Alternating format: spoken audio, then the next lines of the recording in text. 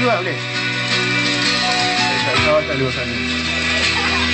Aku start dulu ya. Kau ada dia. Aku selalu. Kata dia nangis dah lah ya. Kita bangun untuk dah. Satu hari raya, lihat cahaya bersinar indah, langit cemerlang tak terkira, tanda kuasa yang Maha Esa memberi nikmat para manusia. Benar? Oh betul. Satu hari di hari raya, ku dengar irama yang sungguh indah, ku coba mendekati padanya, kira irama itu adalah suara pujian pada Yang Esa. Satu hari di hari raya, aku menangis tanda gembira, aku menangis tanda ku cinta kepadanya.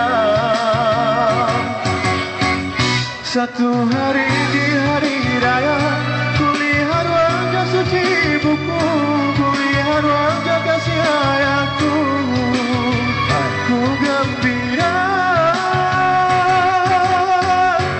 Mungkin inilah dia kebahagiaan. Satu hari di hari raya, aku menangis dan indah, langit cemerlang tak terkira, tanda kuasa yang Maha Esa memberi nikmat pada manusia.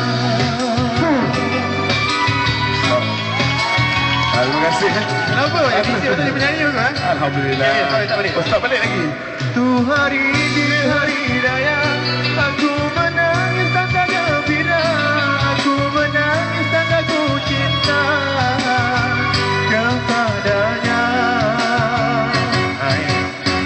Satu hari di hari raya, ku lihat wajah suci ibuku, ku lihat wajah kasih ayahku, ku gembira.